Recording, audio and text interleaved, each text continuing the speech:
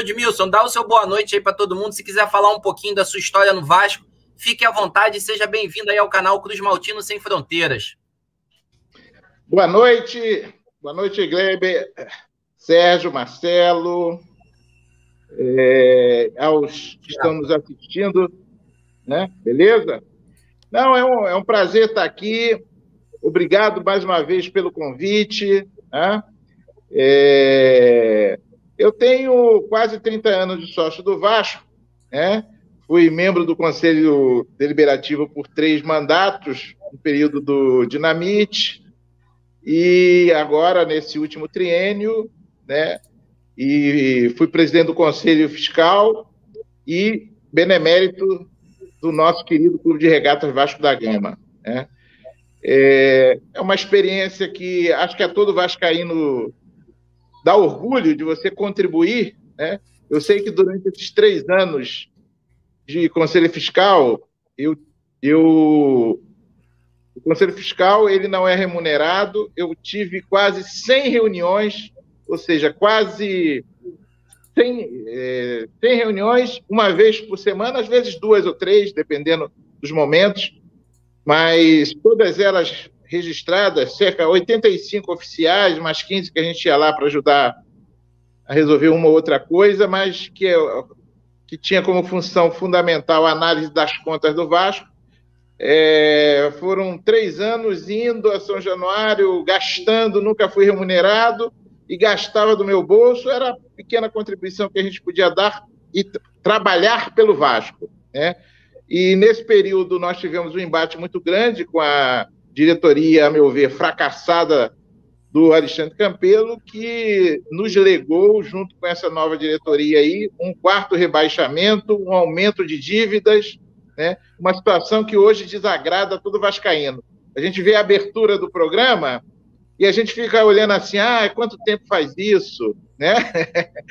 As emoções, algumas que eu estava, outros não, mas a gente tinha alegria, né? Hoje, cada campeonato que começa é aquela aflição, né? Como começou, infelizmente, no sábado agora, aquela aflição, aquela decepção, mas como nós somos vascaínos, acreditamos e devemos lutar para que o Vasco recupere a sua história. Sérgio Frias, seja bem-vindo mais uma vez aí ao canal Cruz Maltino Sem Fronteiras. Fica à vontade aí, dá o seu alô, fica à vontade. Boa noite, Gleber, boa noite, Marcelo, boa noite, Thiago, boa noite ao benemérito Edmilson José Valentim dos Santos, que assim eu considero, independentemente de qualquer coisa que tenha sido feita na sexta-feira. Boa noite a todos aqueles que assistem e ouvem a live do Casaca. Edmilson começou muito bem falando de algo que precisa ser entendido para o público.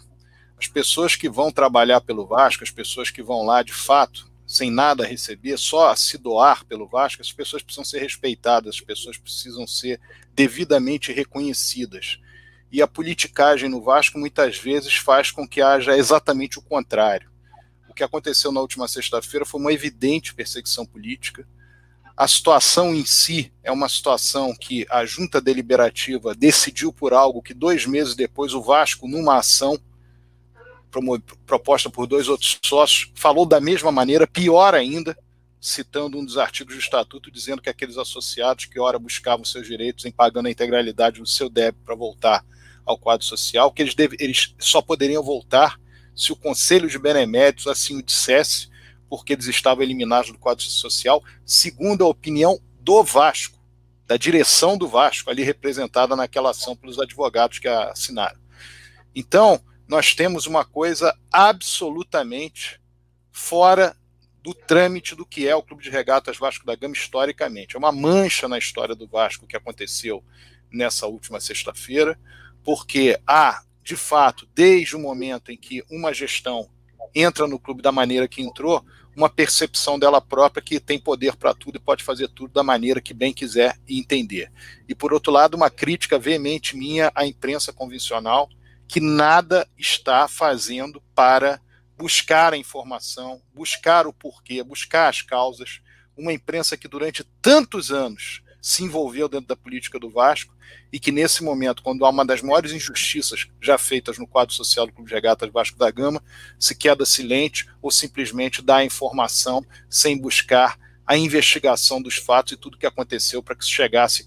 Então, Sérgio, eu quero fazer uma pergunta já para o Sérgio e para o Edmilson, que eles possam me responder. Acho que os dois têm propriedade para isso. A gente vê hoje o Vasco passando por uma situação que talvez seja a maior mancha da história do clube, né? Um presidente sentado da cadeira da maneira que está,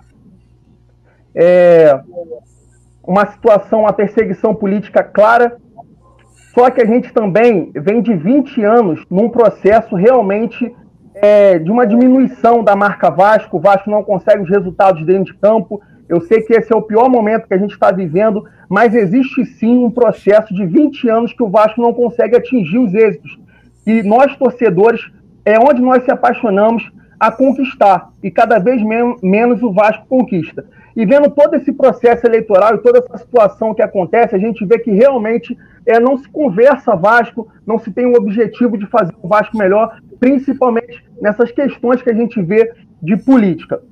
O que eu quero perguntar é o seguinte, tem melhora para o Vasco, principalmente da maneira, eu vi o voto seu, Edmilson, você falou ali de algumas questões, falou até do resultado do Vasco, né?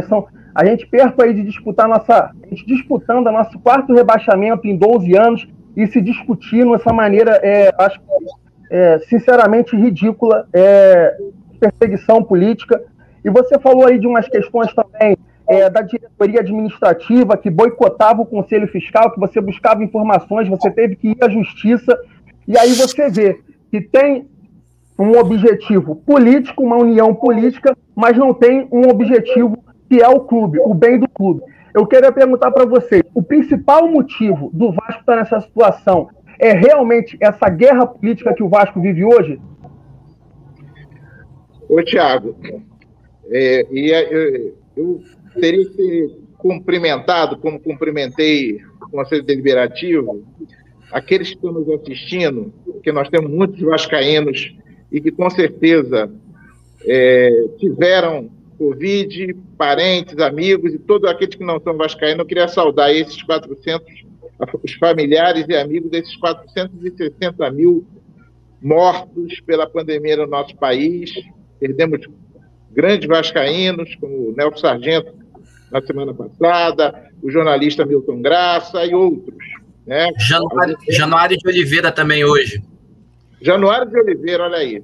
Né? Então isso é importante para que a gente não fique na bolha só do Vasco, sem perder de vista que o Vasco está dentro desse contexto.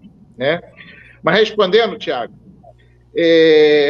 a questão política, a questão da diretoria, da sua credibilidade, ela é fundamental para tirar o Vasco dessa situação. Por que eu digo isso? Porque se você vai buscar, nós sabemos que no futebol você precisa ter investimento. Futebol hoje é um business, né? Como dizem a turma que gosta, a turma do dinheiro. E é um grande negócio. Né? Tanto é que o jogador tem o seu salário e uma boa parte da sua remuneração, além do salário, é o tal direito de imagem, que é exatamente uma grana alta. Né? Então, se você tem uma direção que não tem credibilidade, você não consegue arrecadar, você não consegue atrair investimentos. Né? E o problema é que nós temos quando você estende aos 20 anos, isso é verdade. Nós tivemos problemas com relação a isso. O Sérgio está na política do Vasco há muito mais tempo que eu. Né? Eu comecei a participar efetivamente de 2018 para cá.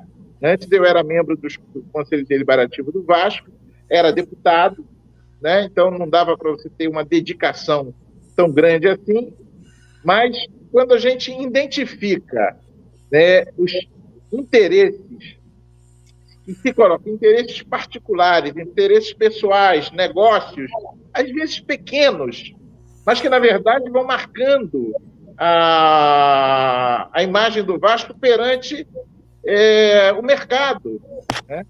Então, por um lado, você tem esse problema de credibilidade. Então, a briga atrapalha e quando se identificam, né, você vai sentar, o presidente do Vasco vai sentar com o investidor e começa a botar seu interesse pessoal ali nas entrelinhas, o pessoal já olha assim, opa, né, já dá uma freada ou já busca também parceria de negócios que não tem nada a ver com o interesse do Vasco, e sim com o interesse particular.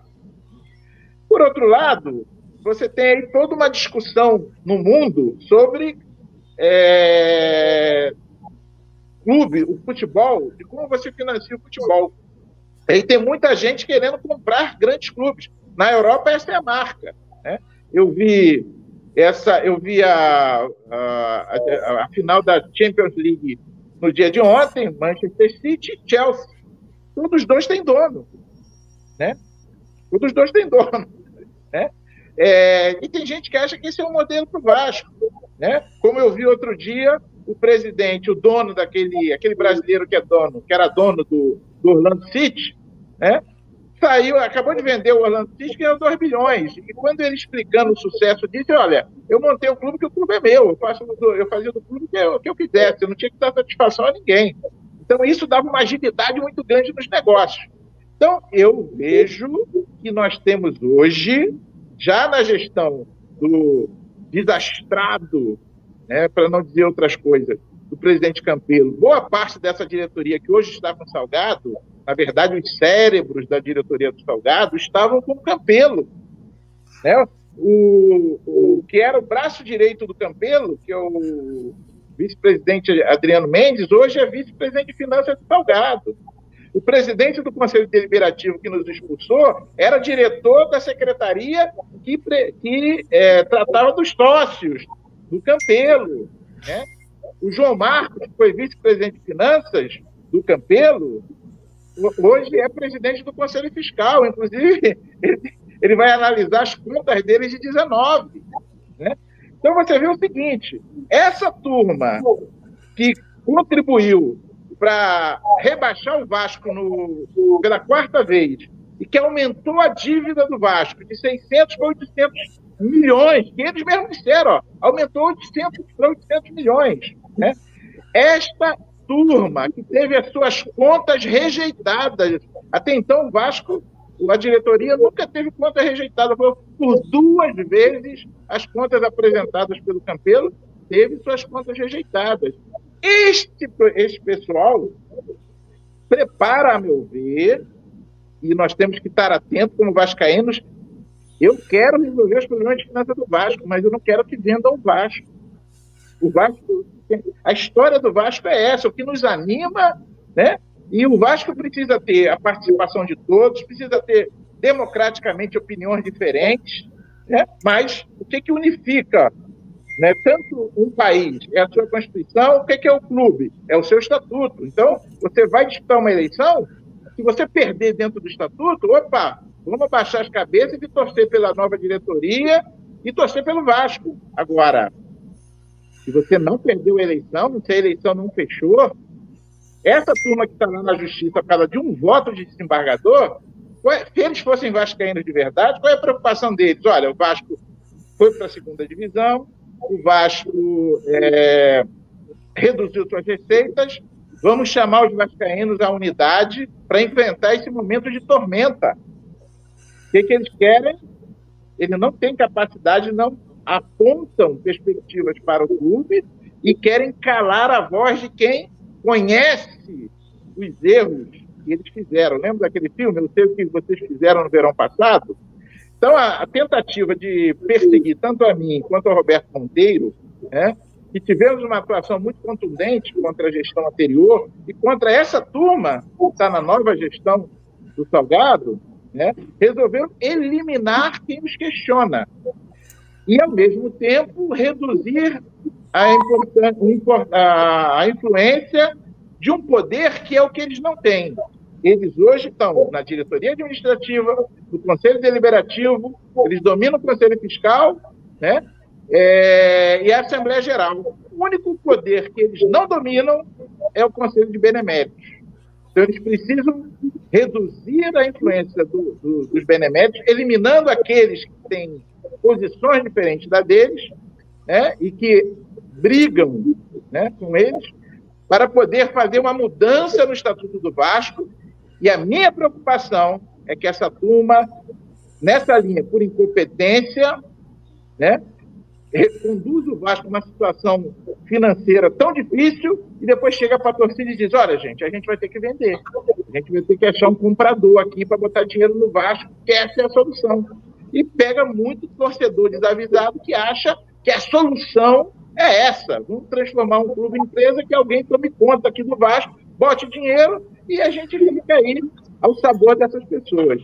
Então, em síntese, né, eu queria deixar essa visão de alerta para todos aqueles que estão nos assistindo, que como vascaínos tem, e o Thiago falou da história bonita do Vasco, né? Aquilo que nos faz ter paixão pelo Vasco, é a história do Vasco, é o seu compromisso, é um time que consegue, é um clube, uma torcida que consegue fazer o que fez há 2 anos atrás, né, com a grande associação em massa, que tirou do seu coração e resolveu se associar para poder fazer frente aos adversários. Então, a história do Vasco é muito linda. Um time com essa grandeza. Infelizmente, tem uma diretoria hoje e tem, nos poderes do Vasco, a gente com uma cabeça muito pequena e muito mesquinha. E nós vamos ter que continuar muito essa luta, né? E vamos ter que fazer muita crítica, né? Tá atento, porque com a pandemia você não pode estar lá em São Januário, não pode estar no Maracanã, não pode estar participando. Então, esse pessoal vai se aproveitar desse momento para fazer esse tipo de sacanagem com o Vasco da Gama. Bom, curiosamente, o Edmilson tocou num ponto em 2021 que eu me lembro perfeitamente, a época da próxima eleição de 2011, foi exatamente esse o discurso do Eurico Miranda, dizendo que o Vasco estava sendo preparado para chegar em determinado momento e ser vendido. Ou seja, que as coisas estavam sendo feitas no Vasco com total irresponsabilidade, e a prova disso que ele estava certo foi que a dívida triplicou entre 2008 e 2014, porque quando você fala em 20 anos, nós temos que analisar o seguinte: nos 8 primeiros anos do século, o Flamengo ganhou um título de Copa do Brasil, o Vasco ganhou em janeiro de 2000 o Campeonato Brasileiro, o Fluminense ganhou a Copa do Brasil e o resto foram estaduais. O futebol do Rio de Janeiro tinha uma situação muito difícil, o Vasco estava equacionando as suas finanças, o Vasco era o único clube que tinha certidões positivas com efeitos negativos, o Vasco não perdia para nenhum dos 3 no confronto direto, o Vasco na ocasião manteve salários em dia durante 4 anos e meio, o Vasco manteve, além das certidões, um crescimento no futebol de base, e aquilo era um trabalho que estava sendo feito para o fim da década, e que com a entrada da chapa opositora no poder, era uma grande oportunidade que o Vasco tinha na ocasião, porque o Roberto Dinamite era um grande ídolo do clube e havia uma grande junção de oposição, entendendo que tinha uma forma mais moderna de se pensar o Vasco, que aquela forma ali era uma forma que já não cabia mais, etc. E ali, naquele momento, houve um grande problema no que diz respeito entre a teoria e a prática. Aquilo levou o Vasco a ter uma situação que, embora tenha ganho a Copa do Brasil de 2011, que se os torcedores do Vasco forem levar em consideração o futebol, vão dizer: mas nós ganhamos em 2011 a Copa do Brasil, e não ganhamos o Campeonato Brasileiro porque fomos roubados, porque éramos para ter ganho o Campeonato Brasileiro. Mas aquilo ali, vamos dizer, era uma cortina de fumaça de algo que estava acontecendo internamente no Vasco, e que levaria o Vasco a ter um problema muito sério com relação a seus adversários ao longo do tempo, com relação às suas finanças, o que levou a desembocar naquela situação terrível entre o final de 2012 até 2014. Então nós temos que entender o seguinte: essa situação institucional do Vasco, ela advém de questões pessoais acima das institucionais. Naquele momento em que houve a saída de um presidente e a entrada do outro, o caminho mais natural era que se buscasse, o presidente que saiu estava feito a isso, que se buscasse o que ele podia ajudar, para poder tentar fazer uma junção de vascaínos ali, já que nós entendemos que não deve ser você que deva presidir, mas você pode ajudar. E o que se fez foi: vamos fazer exatamente ao contrário, tudo está ruim, nós vamos fazer agora uma outra coisa, e as coisas não deram certo. O que acontece nesse último triênio, que nós vimos aí do Alexandre Campelo, que o Edmilson Valentim falou muito bem, o que aconteceu ali é que dentro dessa noção política já tão afeita a ódios, a problemas, etc., o Vasco não conseguiu ser institucional em praticamente momento algum. Eu me lembro perfeitamente que nós votamos, aliás, na ocasião, contra até o voto do Eurico Miranda, nós votamos numa questão do empréstimo que o Vasco queria fazer, que a gestão do Campelo queria fazer, dizendo que o Conselho Fiscal estava sendo bypassado naquele período, que não podia, porque isso era uma questão institucional. O Alexandre Campelo um dia perguntou, poxa, mas vocês votaram contra isso? Vocês não estão entendendo que é a questão política? Eu falei, olha, se você tem uma questão política com o presidente do Conselho Fiscal ou com o presidente do Conselho Deliberativo, tudo bem, é uma coisa de vocês, mas o Conselho Fiscal tem que receber os documentos. Isso é condição sine qua non para que nós discutamos isso de uma maneira clara. E o que acabou acontecendo? Eu estou fazendo esse preâmbulo só para depois finalizar o que está acontecendo. O que acabou ocorrendo? O Vasco, a partir do Conselho Deliberativo, numa reunião posterior, foi cedido a possibilidade do empréstimo. O Adriano Mendes foi à tribuna, na ocasião, dizer que aquele empréstimo resolveria os problemas do Vasco, o Vasco teria um 2019 tranquilo, e não foi nada disso que aconteceu. Em 2019 foi novamente pedido empréstimo, e o Vasco ficou sem pagar salário em dias de outubro de 2018 até abril de 2021. Como o Vasco cai de divisão?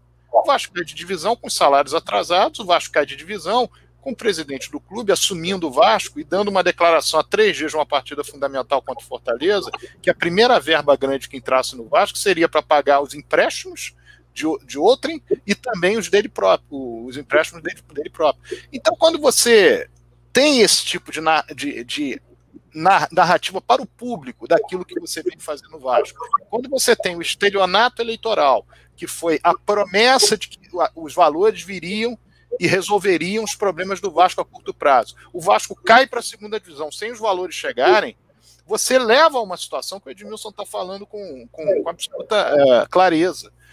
Você traz ao público uma sensação, isso aqui já entrou no clube da maneira que entrou, sem ser estatutário, etc.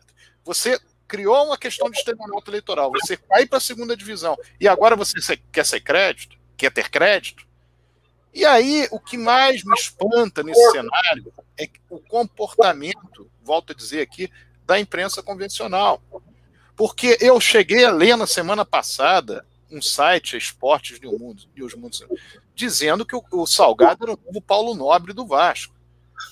Isso é querer chamar o torcedor do Vasco de idiota. Publicar isso é querer chamar o torcedor do Vasco de idiota. Então, nós temos que ter um certo amadurecimento que a direção, do jeito que ela está, o que aconteceu no jogo contra o Operário não foi um acaso. Para a direção do Vasco, para o incompetente gerente de futebol do Vasco, o Alexandre Pássaro, o Vasco estava preparadíssimo para jogar a Série B. As palavras no início da transmissão, o Vasco não precisa mais de reforços, o elenco está aí. É o que todos nós estamos vendo? Claro que não.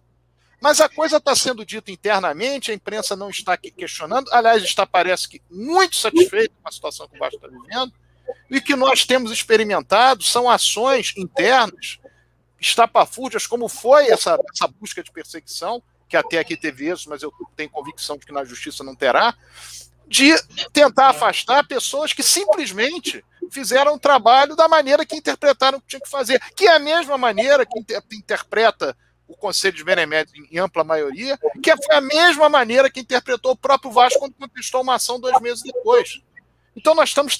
E como a diretoria do Vasco, essa diretoria do Vasco, entendeu, antes da reunião do Conselho Deliberativo penúltima, que deveria ocorrer uma nova anistia do Vasco, ou seja, sem que o sócio-geral fosse agraciado por ela. Isso foi revertido no Conselho Deliberativo de uma forma em que se lê o estatuto de maneira que o Conselho Deliberativo tenha poder de tudo. Eu pergunto a vocês, eu sou presidente do Vasco, eu mando para o Conselho Deliberativo, não, aqui tem uma proposta para baixar 20%, 30%, 40% da taxa de adesão para o sócio. O Conselho Deliberativo pode dizer, não, eu entendo que é 85%, 90% e 95%. O Vasco não tem orçamento, o Vasco é presidencialista ou é parlamentarista, tudo isso tem que ser visto. Mas o que está sendo percebido nesse momento é que essa perseguição política ela só faz mal ao Vasco. Ela não faz bem a ninguém. Pode as pessoas, na cabeça delas, aliás, pessoas que precisam ser melhores iluminadas, na cabeça delas, imaginar que, olha, isso aqui é muito bom, porque aquele era o meu adversário político. Olha o todo à volta, olha o que se faz com o clube quando se toma uma atitude como essa. É um completo absurdo, não houve desrespeito nenhum por parte dos dois que foram julgados. Houve uma ação absolutamente institucional, dentro de uma lógica. O Edmilson depois pode detalhar isso. Buscaram de todas as maneiras que fosse apresentada a lista dos sócios gerais que tinham sido anistiados. A direção do Vasco não apresentava. Tiveram que ir para a justiça para buscar a lista. Enfim, e no final das contas, por uma questão de revanchismo político, busca-se alguma coisa. Qualquer coisa pode ser buscada no Estatuto do Vasco para você ter esse tipo de narrativa. Vou dizer aqui, por exemplo, um artigo do Estatuto do Vasco. São obrigação dos sócios pugnar pela existência, desenvolvimento e grandeza do clube. Quer dizer, isso aqui, se você quiser distorcer, quem está criticando, etc., não está pugnando aqui. Aí pronto, você põe isso aqui e põe no sócio. Aí vem, cumprir as disposições do Estatuto, respeitar os dirigentes ou representantes do clube quanto ao exercício das suas respectivas funções, assim como das entidades às quais esteja afiliado, imediato e imediatamente. O que é respeitar ou desrespeitar? Isso é muito solto, isso é muito relativo, isso é muito abstrato. Então, qualquer coisa pode ser usada. A forma como se buscou, em determinado momento da defesa do Roberto Monteiro, ele diz: eu estou sendo acusado de quê? Qual é o artigo? O Edmilson está sendo acusado de quê? Qual é o artigo? O Silvio Godoy está acusado de quê? Qual é o artigo? Isso é um completo absurdo.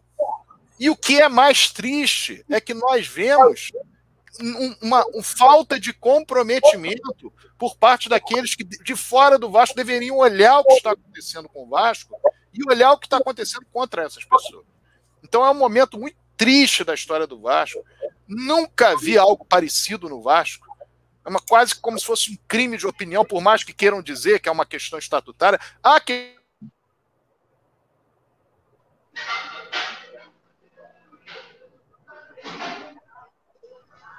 Ficou mudo, Gleiber. Sérgio, a gente perdeu o teu áudio.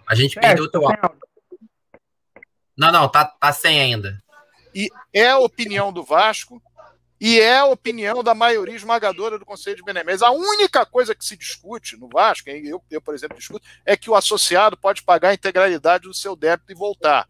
Mas isso, o Roberto Monteiro, que era presidente do Conselho Deliberativo, e a Junta Recursal, baseados na liminar que deu ganho de causa aos dois associados, foram absolutamente corretos dentro do procedimento. Por essa liminar, independentemente da opinião de A ou B, os associados do Vasco podem pagar a integralidade do débito e votar. Mas se podem pagar a integralidade do débito, não podem ter anistia. O artigo 42 era peremptório nisso. E aí o que se tenta fazer é buscar um jeitinho, buscar... A regra de anistia feita no Vasco tem um erro crasso, baseado nessa medida liminar. A regra de anistia do Vasco, feita em 2018, o atual presidente do Conselho Deliberativo era diretor de comunicações, diz o seguinte, que o associado geral não pode pagar a integralidade do seu débito.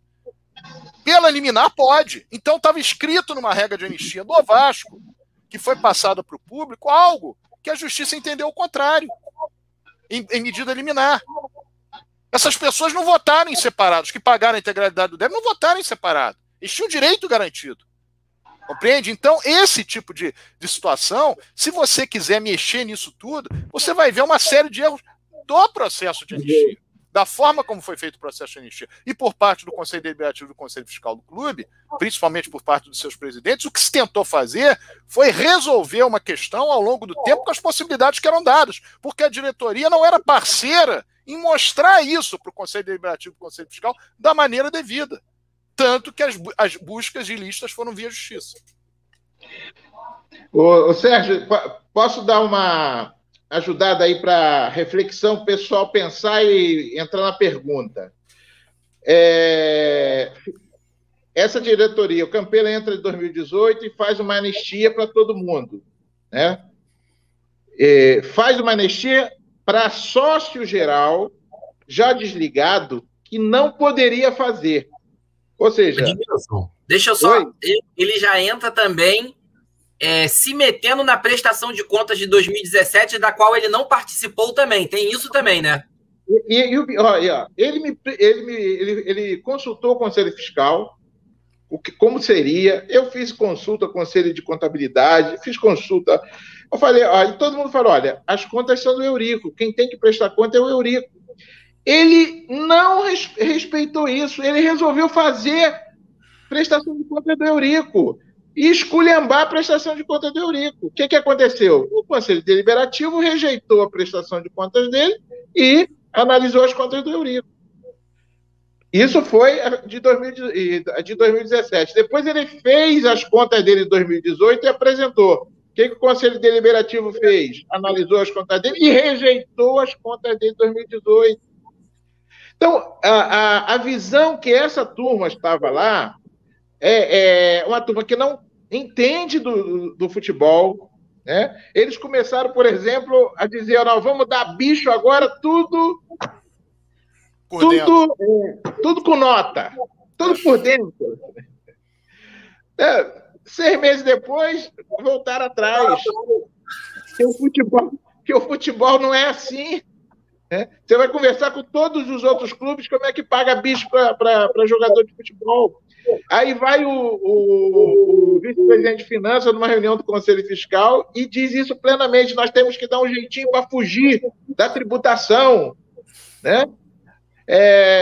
São pessoas despreparadas, mas que têm essa visão, esse modernismo. Eu gosto de coisa moderna, eu gosto de evolução, mas não existe evolução sem que ela tenha uma base na realidade. Né? Eu queria, por exemplo, aqui no Rio de Janeiro, que nós tivéssemos muito transporte sob trilho, que é o transporte mais barato, o transporte de barca, porque nós temos litoral, tudo isso seria um transporte mais barato. Mas você eliminar os ônibus de uma hora para outra, você não vai conseguir. Então, você tem que ter um projeto de longo prazo, baseado na realidade, até porque essa é a nossa vida. A gente não dá saltos assim de uma hora para outra, sem levar em consideração de onde nós estamos e aonde nós queremos chegar. Aí tem uma transição para chegar lá. Para fazer isso, você tem que juntar todo mundo que interessa. Gente, nós precisamos tirar o Vasco dessa situação. O que a gente vai fazer? Esse foi o meu primeiro discurso no Conselho Deliberativo em 2018. O tamanho da dívida do Vasco e dos problemas do Vasco necessitaria de você apresentar algumas propostas que unificassem todos e que todo mundo somassem em enfrentar o problema. Mas quando, por exemplo, sabe quando você verifica que não vai dar certo, que há outros interesses? Quando surgiu a venda do Paulinho. Por quê? Tinha muito dinheiro em jogo, tinha as comissões em jogo. Ó, tá aqui na pergunta, ó. A venda do Paulinho. Então, a venda do Paulinho é porque era a grande fonte de finanças do Vasco em 2018. Aí já gerou os interesses, aí gerou já as confusões. E aí nós vamos, meu amigo. O Vasco, nós precisamos ter, vamos nos unir aqui, nós vamos precisar de dinheiro para isso, para isso, para isso. E é assim que você faz numa associação de morador, é assim que você faz quando você quer fazer uma obra coletiva, porque o clube é uma associação. Então você não dá para você chegar e dizer o seguinte, eu sou o presidente, eu mando, eu faço do jeito que quer. Não é assim.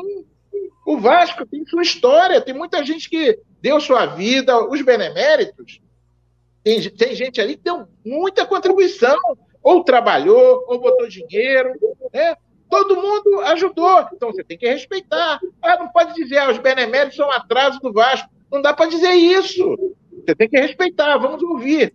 O estatuto manda aqui, para aumentar as taxas, você tem que ouvir os beneméritos. Né? Agora, vamos modernizar, vamos apresentar coisas novas, mas vamos respeitar as tradições, vamos fazer uma coisa que unifique o Vasco e não quebre. Né? Então, essa anistia que foi dada para os sócios gerais de forma ilegal, reconhecida por todos, tinha um objetivo eleitoral. Né? E eles não apresentaram, e nós passamos desde no final de 2018 até a eleição em 2020, nós tivemos que entrar na justiça para pegar o Conselho Fiscal, que tinha responsabilidade do Estatuto de acompanhar isso. Nós precisamos entrar na justiça para conseguir a listagem, gente.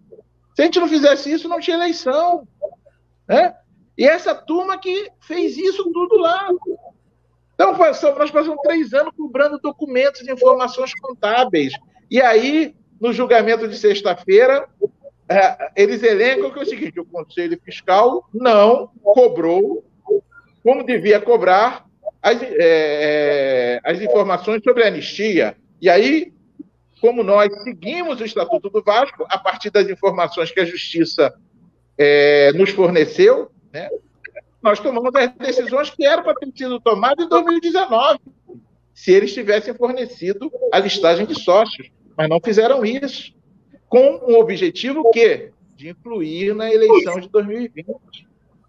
Então, na verdade, eu acho que a situação do Vasco é tão ruim, do ponto de vista financeiro, e no momento, um time, como disse o nosso Joel Santana, num programa de televisão agora, é um desastre. Isso que o Sérgio Frias falou, o time não estava preparado. Gente, o time não estava preparado para, em São Januário, enfrentar um Operário. E olha, diga-se de passagem, não vou dizer que não. O Operário é um timezinho bom. Agora, os gols que eles fizeram foi o quê? Falhas individuais. Entregaram e os caras aproveitaram. E o primeiro tempo, a gente podia ter tomado 4, que teve outras falhas. Agora, dizer que o time está preparado é uma falta de conhecimento do futebol, da Série B como um todo e do próprio Vasco da Gama. Então, esse pessoal pode estar nos levando para uma situação que a reversibilidade, quer dizer, que fique irreversível. Você conseguir resolver os problemas financeiros do Vasco. Por isso que eu estou alertando, olha, onde é que esse pessoal está querendo nos levar? Porque a rigor, ô Vascaíno, vamos pensar. Eu sou contra. Eu acho que não tinha... Agora o problema era a gente preparar o time para poder sair desse buraco. Então, tudo que gerasse confusão agora não era bom. Mas quem é que deveria estar sendo analisado agora a responsabilidade pelo 4º rebaixamento? É o presidente do Conselho Fiscal, que não assinava cheque nenhum, que não tinha nenhuma responsabilidade, que tentou fiscalizar e não conseguiu. Ou o Conselho Deliberativo, que também só tinha a responsabilidade de não deixar o Vasco tomar os empréstimos, fazer aquelas borradas todas que o Campelo fez. Quem é que deveria estar sentado aqui para analisar a responsabilidade perante o rebaixamento e endividamento? Não era o ex-presidente? Não eram os seus diretores? Não era a turma que assinou o cheque que conduziu o time? Que mentiu para a torcida várias vezes? Não. Se tivesse que... vamos analisar aqui as causas, os problemas do Vasco, tinha que começar por aí. Por isso que está caracterizada a perseguição política. Quem questionou eles e que continua questionando. E eu falei no meu voto, eu vou continuar defendendo as minhas opiniões, aqui ou como torcedor. Eu vou fazer de tudo para que esse pessoal não venda o Vasco. Então, é simples assim.